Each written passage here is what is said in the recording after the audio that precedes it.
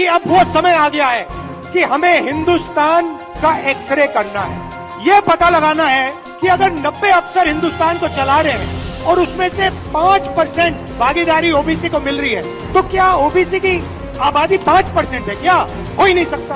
अब जब मैं ये सवाल उठाता हूँ, बीजेपी के लोग कांपने लग जाते हैं, नरेंद्र मोदी जी भाग जाते हैं, अमित शाह जी कुछ और कहते हैं, हिंदू मुस्लिम कहेंगे, नफरत फैलाने की कोशिश करेंगे। और आबादी के ही हिसाब से ही अब तय होने वाला है, तो पहला हक किसका होगा भाई? किसका होगा? आबादी किसकी ज्यादा है, किसका हक होगा?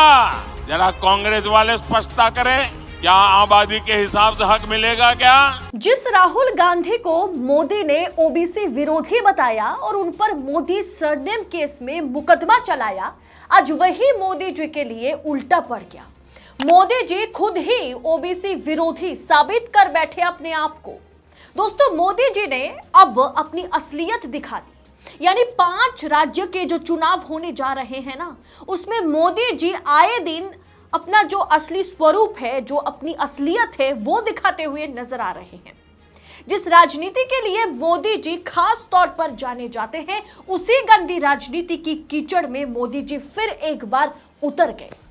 हमें सोचने पर शर्म आ रही है कि खुले मन से मोदी 5 राज्य में होने वाले विधानसभा के चुनावों को नफरती अखाड़े में बदल दिया है।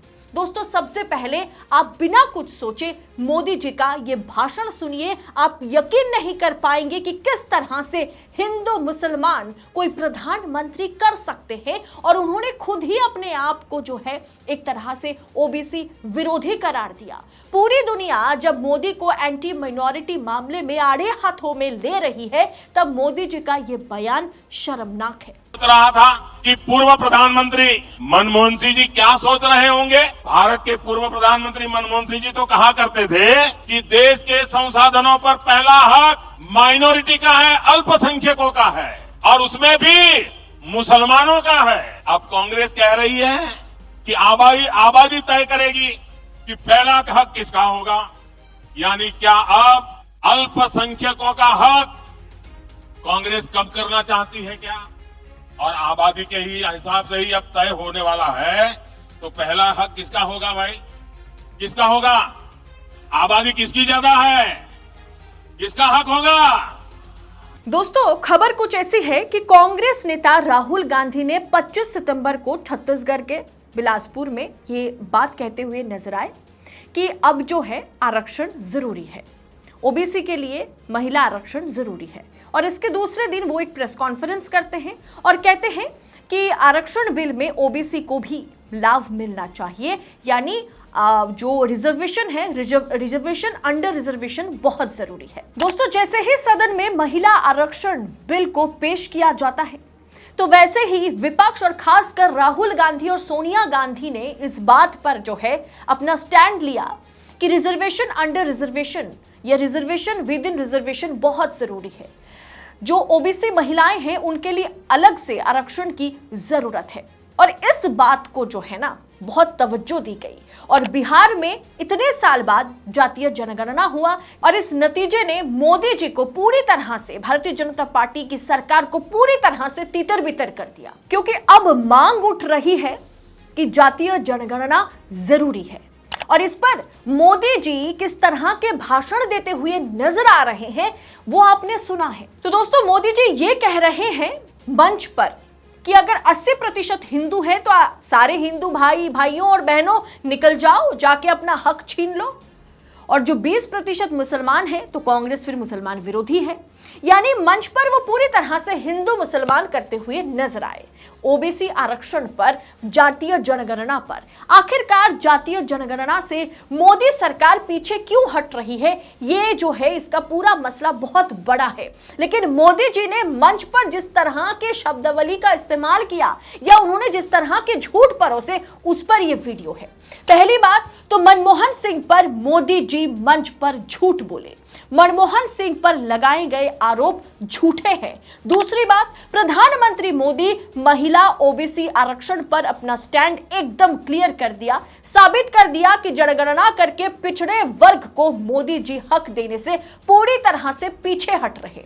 तीसरी बात जो महत्वपूर्ण है वो है मोदी जी मंच पर खुलेआम हिंदू मुसलमान कर बैठे। दोस्तों अगले महीने राजस्थान, मध्य प्रदेश, छत्तीसगढ़, मिजोरम और तेलंगाना में चुनाव है। ऐसे में जो हिंदी बेल्ट है यानी राजस्थान, मध्य प्रदेश और छत्तीसगढ़, इस पर हर किसी की नजर है। मोदी जी मध्य प्रदेश गंवाने जा रहे हैं। ओपिनियन पोल में यह खुलासा हो चुका है। राजस्थान में भाजपा संगठन के तौर पर पूरी तरह से बिखर गई है और छत्तीसगढ़ में तो भाजपा दूर दूर तक है ही नहीं। ऐसे में मोदी जी मंच पर कांग्रेस कांग्रेस कांग्रेस कर रहे हैं और झूठ परोस रहे हैं।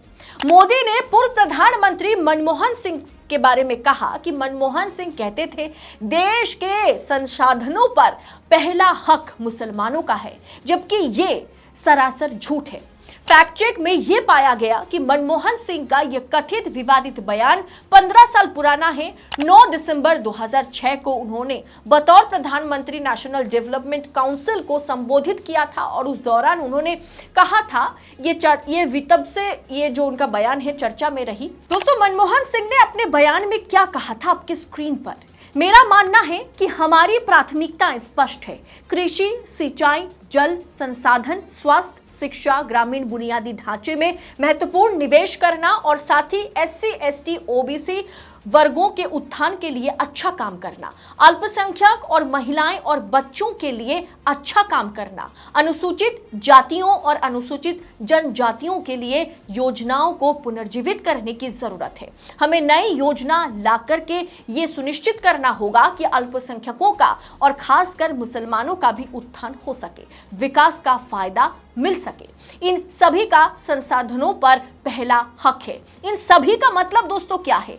SC, ST, OBC और साथ साथ मुसलमान अल्पसंख्यक।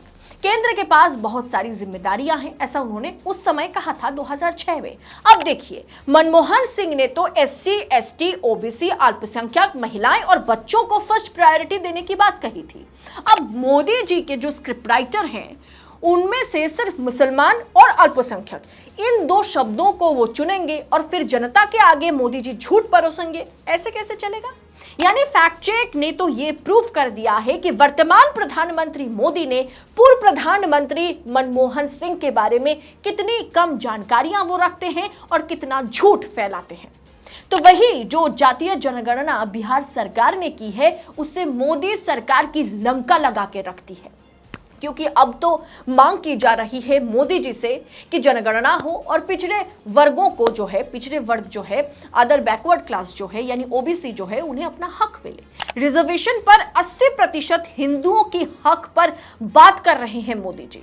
मतलब कुछ भी, कहां बात किस चीज की हो रही है और मोदी जी क्या बोल रहे थे? संजय शर्मा जो कि वरिष्ठ पत्रकार हैं, उन्होंने ट्वीट करते हुए लिखा, मतलब ये बात गलत है कि पिछड़ी जातियों को उनकी आबादी के हिसाब से हक मिलना चाहिए। पिछड़ी जातियों के लोगों को प्रधानमंत्री जी का ये बयान संभाल कर रखना चाहिए।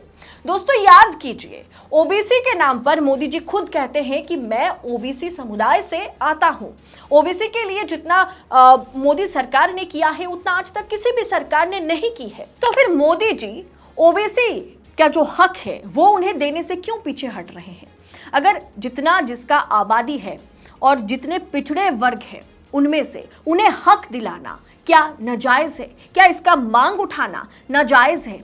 आप हमें कमेंट कर बताइए और साथ में आप हमें यह भी बताइए कि जिस तरह से खुले मंच पर चुनावी रैली में मोदी जी झूठ परोसते हुए पूर्व प्रधानमंत्री के बारे में नजर आए, OBC हक के लिए मोदी जी जिस तरह से बैकफुट पर नजर आए, खुद को OBC का मसीहा कहने वाले प्रधानमंत्री अगर OBC के हक के लिए नहीं खड़ा उतर पाते हैं तो इस पर आपकी राय क्या होगी? क्या आप ऐसे एक प्रधानमंत्री को अगले चुनाव में देखना पसंद करेंगे? उन्हें बतौर प्रधानमंत्री के तौर पर आप देखना पसंद करेंगे? क्या आप मानते हैं कि प्रधानमंत्री मोदी और उनकी भारतीय जनता पार्टी और उनकी सरकार OBC हितैषी है या OBC विरोधी है?